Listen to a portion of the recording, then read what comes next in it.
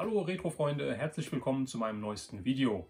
In diesem Video möchte ich euch mal vorstellen, was ich die letzten Tage oder Wochen bei mir an Retro-alten Actionfiguren bekommen habe, die sich so jetzt über die Tage angesammelt haben. Bei dem ist es mit Sicherheit für den einen oder anderen was sehr Interessantes dabei, also seid gespannt und ich würde sagen, wir fangen an. Ja, also wie gesagt, ich habe einiges Neues an Toys bekommen. Es ist jetzt, das eine oder andere ist jetzt schon ein paar Wochen her. Nichtsdestotrotz, ich habe es noch nicht präsentiert. Ich möchte das jetzt einmal zusammen alles in einem Video vorstellen. Und ich würde sagen, wir fangen einfach mal an. Und zwar mit den ersten Funden oder mit den ersten Sachen, die ich bekommen habe, mal wieder von Z-Toys. Schöne Grüße an Z-Toys. Fangen wir mal so an. Ich habe bekommen... Und das hat mich sehr, sehr gefreut. Vielleicht, ich muss dazu sagen, die Sachen habe ich ja, in der Osterwoche, kurz vor Ostern, mal wieder abgeholt, wieder einen Termin ausgemacht. Und ja, und vielleicht der ein oder andere kennt es vielleicht sofort, wenn ich das hier in die Kamera halte, um was es geht. Und zwar habe ich hier ein Stück Carium. Und dieses Stück Carium habe ich natürlich nicht alleine bekommen oder alleine geholt, sondern an dem Carium hängt auch immer was dran, und zwar ist das eine Bravestar-Figur. Und Marshall Bravestar, wie man unschwer an meinem Logo erkennen kann, ist ja eine sehr von mir geliebte Toyline, die ich früher eigentlich gar nicht hatte, sondern nur ein Kumpel von mir hatte die Figuren gehabt. Ich durfte die nicht bekommen, beziehungsweise ich habe sie nicht bekommen, weil sie einfach zu teuer waren damals, und hatte nach wie vor die Masters of the Universe. Und ja, jetzt so nach und nach, ich habe mich in diese Toyline verliebt. Es ist eine sehr kleine Toyline, die gab es doch, glaube ich, nur 2 Jahre. Dann ist sie wieder vom Markt verschwunden, mangels Erfolg, mangels Abverkauf. Und umso schöner ist es eigentlich, ja, dass man diese Sammlung oder diese Sachen aktuell zumindest noch zu einem relativ guten Kurs, im Gegensatz zu den Motu-Sachen, noch findet, sich zusammenstellen kann. Und eine der teureren Figuren habe ich mir jetzt gegönnt. Die war vom Preis her auch, wie gesagt, bei Z-Toys echt okay. Und zwar habe ich mir den guten Bösewicht, den Thunderstick, geholt. Ja, der Thunderstick ist, ich weiß nicht wieso, eine seltenere Figur, eine teurere Figur. Lose, als auch natürlich OVP, ganz besonders. Dieser hier ist einem Top-Zustand. Ja, oftmals ist das Silber hier vorne so ein bisschen halt verblichen oder abgegriffen im Gesicht, an den Stiefeln und so weiter. Das ist top. Der Mechanismus funktioniert. Seht ihr hier die Waffe? Zack, da ist die Waffe draußen. Jetzt hat er die Kanone ausgefahren.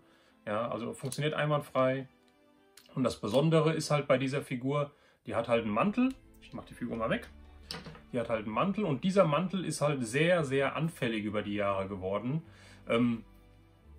Normalerweise, jeder zweite, den du irgendwo im Internet siehst, hat hier quasi so Flecken drauf. Das sind Schimmelflecken, nenne ich es einfach mal. Ja. Das Gummi wird halt einfach schimmelig. Ja, der Mantel schimmelt quasi weg. Ja, das sind so grünliche Flecken dann immer hier drauf. Der Mantel hier ist top, hat nichts, im Top-Zustand. Ja, den werde ich auch nochmal mit ein bisschen Ballistol zum Beispiel halt einsprühen halt, ja. Das hilft immer auch noch so ein bisschen, das Ganze ein bisschen beständig zu halten. Super Zustand, genauso wie die Figur halt auch. Der Thunderstick habe ich mir gegönnt. Das Einzige, was bei der Figur fehlt, er hat normalerweise noch so einen braunen Cowboy-Hut. Ja, der war jetzt nicht dabei. Also wenn jemand den Hut übrig hat, schreibt es mal in die Kommentare, schreibt mich an. Ich suche den Hut noch. Von daher werden wir uns da mit Sicherheit einig werden, ja, damit ich die Figur komplettieren kann. Ansonsten ja, bin ich da weiter auf der Suche und wieder eine Bravestar-Figur mehr für meine Sammlung. Wie gesagt, es war kurz vor Ostern, als ich das abgeholt habe. Ich habe noch so ein kleines Tütchen bekommen. Da war erstmal ein schöner Milka Osterhase drin. Dankeschön nochmal dafür, den kann ich jetzt nicht mehr zeigen. Der ist leider schon, der ist komischerweise verschwunden. Und zugleich noch als kleines Oster-Giveaway oder Mitbringsel hat er mir noch 2 von den Figuren-Stands beigelegt. Einmal in Silber, einmal in Gold. Finde ich richtig klasse. Vielen, vielen Dank nochmal dafür. Ja, hier unten ist auch immer das Z-Toys-Logo nochmal eingraviert. Ja. ich habe da schon den ein oder anderen. Ja, und wenn die Figuren nicht mehr ganz so, speziell die Moto-Figuren nicht mehr ganz so kräftige Beine haben, sprich die Beingummis sind locker und so weiter, kann ich die damit richtig schön präsentieren. Vielen, vielen Dank an Seatoys. Und was ich mir dann noch mitgenommen habe, ich habe ja gesagt, es gibt verschiedene Toylines in diesem Video. Ich habe mir noch einen Vintage X-Wing mitgenommen. Ja, einen stark gebrauchten Vintage X-Wing. Ja, es fehlt, wie man das sieht hier, es fehlt das Cockpit. Das Kunststoff-Cockpit fehlt. Es sind nur 2 Laserkanonen. Normalerweise hat er ja oben und unten eine Laserkanone. Die fehlen. Ansonsten, wenn ich auf den R2 drücke, die Angriffsstellung funktioniert. Die Flügel gehen auf. Die Flügel gehen auch wieder zu. Das funktioniert einwandfrei. Unten der Landefuß ist mit dran, das funktioniert einwandfrei. Die Aufkleber sind ein bisschen ab, das Plastik ist ein bisschen vergilbt, aber es macht mir, muss ich sagen, tierisch Spaß, diese Sachen zu restaurieren. Ich habe mir schon Ersatzaufkleber bestellt. Das Vergilbte werde ich auch versuchen, ein bisschen wegzubekommen. Und von daher dachte ich mir, ich nehme den einfach mal mit. Ja, ich habe schon einen in der Sammlung. Die sind von 1907 und von 1978. 1978 ist das gute Stück hier. Den werde ich ein bisschen herrichten und sauber machen und ja, dann wandert der auch so in meine Sammlung. Ja, also vielen Dank nochmal dafür. Der hat mich gekostet, ich glaube 7 Euro. Ja, und für 7 Euro für den Vintage X-Wing von 1978, selbst wie gesagt, wenn das Cockpit fehlt, selbst wenn 2 Laserkanonen fehlen, den musste ich einfach mitnehmen. So, vielen Dank dafür. Das waren meine Funde von Seatoys. Dann gehen wir weiter zum nächsten. Hatte ich auch bei Seatoys geholt, allerdings ist das schon länger her. Ja, die habe ich im Shop gesehen und wie der ein oder andere weiß, ich sammle ja auch Big Jim. Ich blende hier oben noch mal ein Video ein, ja, von meinen Funden. Da ist auch Big Jim dabei. Schaut da mal rein, wenn ihr es noch nicht kennt. Ja, und Big Jim ist ja eine Actionfigurenmarke, ja, von Mattel, die in den 70er Jahren sehr, sehr populär war. Ja, meine älteren Brüder haben die auch gehabt. Die haben vom Big Jim die Karl-May-Figuren gehabt, ja, also die Winnetou-Figuren, die Indianer, Cowboys, mit Lagerfeuer, mit Totem, mit Tippi und allem drum und dran. Ja, und dann habe ich, oh, da ist was runtergefallen. Dann habe ich in dem Seatoys Shop gesehen gehabt, wie gesagt, das ist schon, lass das schon 2, 3 Monate her sein, ich weiß es gar nicht mehr, die Zeit verfliegt, habe ich diese 2 Figuren gefunden. Und ich wusste, ich kannte sie und ich wusste auch, dass es kein Big Jim ist, aber ich musste da erst ein bisschen recherchieren und dann hat mir mein Bruder gesagt, ja, die eine Figur, die hatte er sogar damals, ja, in den 70ern. Ja, und zwar ist das Captain Pegleg und Captain Hook. Captain Hook. Wegen der Hakenhand. Und diese Figuren sind rausgekommen von Matchbox. Ja, von Lesney Products, von Matchbox. In den 70ern, von 1974 sind die veröffentlicht worden. Hat Matchbox versucht, außerhalb von seinen Die-Cast-Autos, von seinen Modellautos auch auf den Actionfigurenmarkt zu kommen. Das Ganze ist mehr oder weniger relativ kläglich gescheitert. Ja, die Figuren waren, soweit ich weiß, in den USA waren die Figuren nach 2 Jahren wieder vom Markt und hier in Europa waren es, glaube ich, 4 oder 5 Jahre, dann gab es sie nicht mehr. Ich finde die richtig klasse. Ja, für den Preis, ich meine, die haben beide knapp 10er, glaube ich, gekostet, also Stück ein 10er gekostet. Und dann habe ich mir die mitgenommen. Das Besondere hier bei dieser Figur, bei diesem Captain Pegleg, der hat halt ein Holzbein oder in dem Fall ein Kunststoffbein hier. Und wenn ich das Bein abdrehe, hier unten ist so ein kleiner Stöpsel, ja, wenn ich das Bein abdrehe, sieht man vielleicht, er hat eine Schatzkarte im Holzbein. Ja, und diese Karte ist eigentlich relativ selten, weil wenn die einmal rausgeholt wird, dann ist die meistens verschwunden. Die geht nie wieder richtig rein oder nur mit sehr viel Mühe, und wenn halt ein kleines Kind mitspielt, ist die meistens sofort verschwunden. Ja, die 2 hatte ich mir dann auch noch mitgenommen gehabt. Die sind so in meiner Sammlung. Das ist eine schöne Erinnerung. Ich liebe solche alte Figuren. Und ja, damit komme ich jetzt, das ist jetzt die Überleitung zu meinem nächsten Fund, den ich gemacht habe. Und zwar habe ich hier ein Päckchen bekommen. Ja, und zwar, ich habe es schon mal oben aufgemacht, aber noch nicht reingeguckt. Und zwar ist das Ganze Überleitung vom Mr. Coleco. Mr. Coleco ist auch ein Online-Shop. Hier ist auch gerade der Flyer von ihm. Ja, auch Vintage Toys und so weiter. Ist echt klasse. Ja, hat auch alles da und Preise sind echt okay. Kommunikation ist auch super. Also finde ich wirklich klasse. Und er hat was in seinem Shop gehabt. Das habe ich mir, jawohl, das habe ich mir besorgt. Und ich muss gerade mal gucken, wie ich das hier rauskriege. Ja, sehr schön. Karton weg. Und zwar hat er gehabt, ich habe glaube ich gar nicht den Namen gesagt, diese Figuren, Fighting Furies heißen die. Und er hat eine OVP-Figur gehabt von den Fighting Furies. Und zwar den Captain Packleg. Ja, Captain Packleg von Matchbox. Ja, die Figur OVP, nie aus der Verpackung genommen. Ja, wunderschön. Ja, ein Zeugnis seiner Zeit wiederum.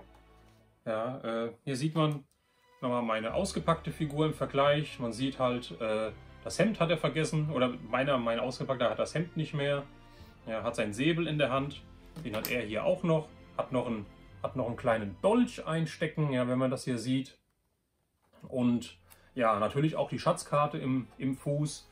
Und echt super. Ich habe die Figuren, ehrlich gesagt, noch nie OVP irgendwo gesehen. Vom Preis her war es auch echt okay. Ich muss jetzt gerade lügen, aber ich meine, es war kein dreistelliger Betrag. Ich meine, es war drunter. Und wie gesagt, da konnte ich nicht Nein sagen. Für eine original verpackte Figur von, hier steht vielleicht auch noch das Datum irgendwo drauf. Ich muss gerade mal schauen. Ja, 1974. 1974, eine Actionfigur von 1974, also nochmal fast 10 Jahre älter als die Masters-Figuren. Noch original verpackt, nie ausgepackt gewesen. Finde ich mega gut. Vielen, vielen Dank dafür. Das freut mich sehr. Die wird auch noch eingecased, also die wird nicht ausgepackt und wird dann so quasi konserviert und ausgestellt in meiner Sammlung. Vielen lieben Dank.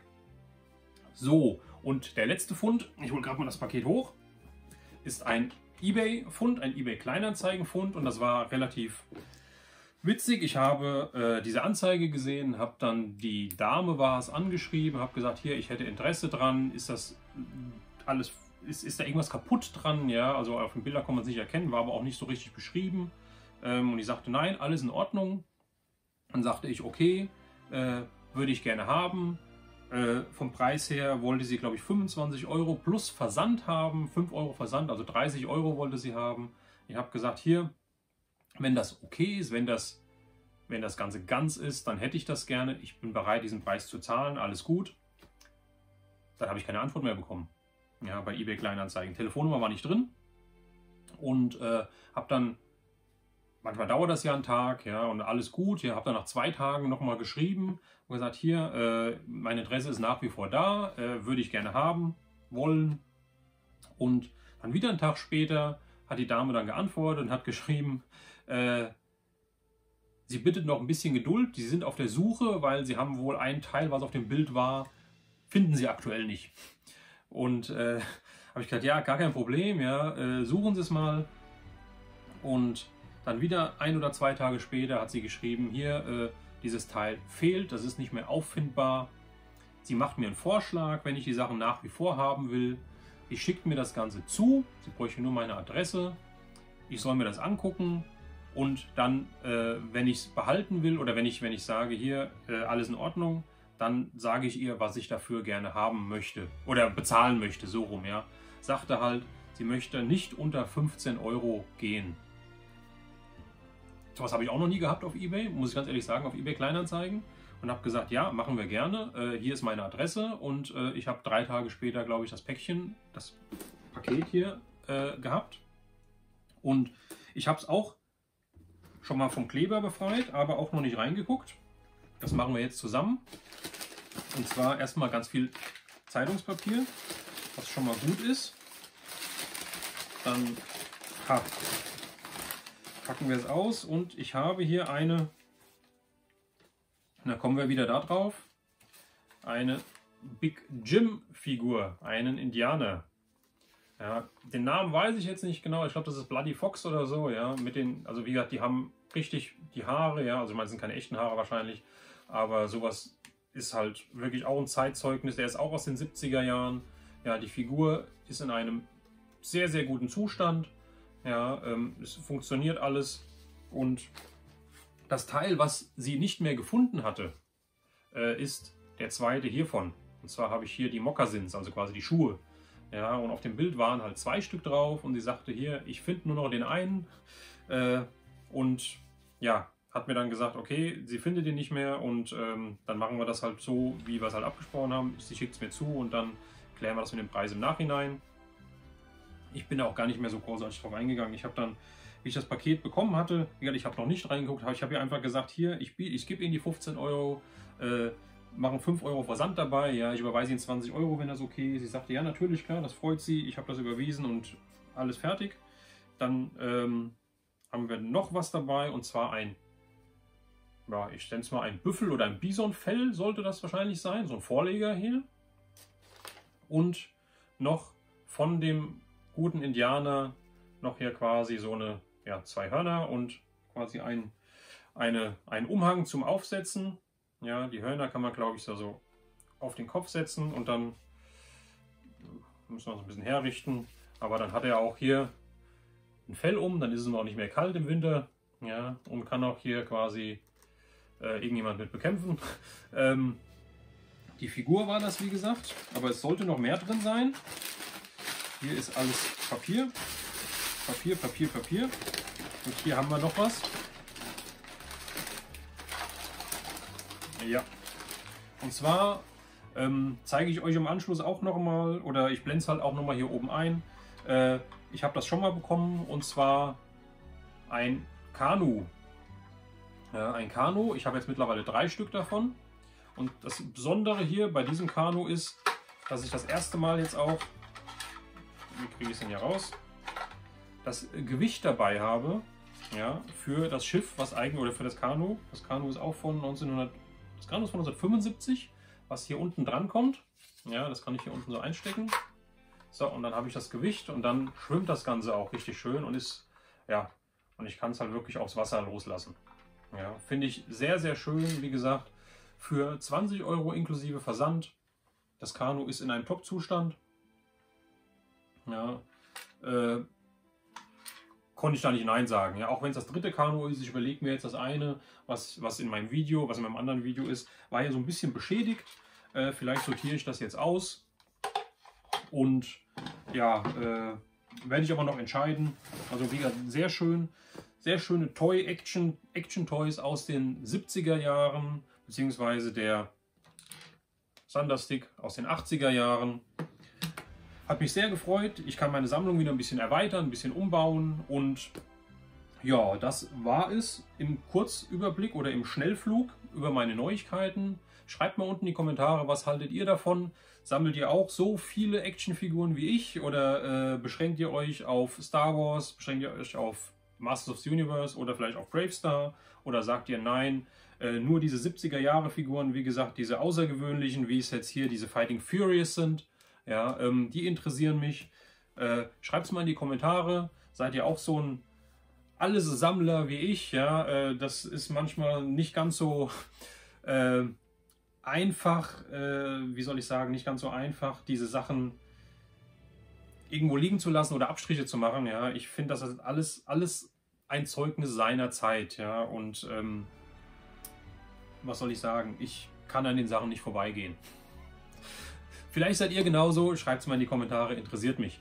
Ansonsten, ja, wenn euch das Video gefallen hat, wie immer, ich freue mich über ein Like. Ich freue mich darüber, wenn ihr das Video teilt und auch euren Freunden und Bekannten zukommen lasst. Ja. Und wenn ihr noch kein Abonnent seid, auch über ein Abo freue ich mich. Aktiviert das Glöckchen, dann seid ihr immer informiert, wenn halt ein neues Video von mir online geht. Und ich würde sagen, in diesem Sinne, bleibt gesund. Wir sehen uns beim nächsten Video. Euer Retro Rauner.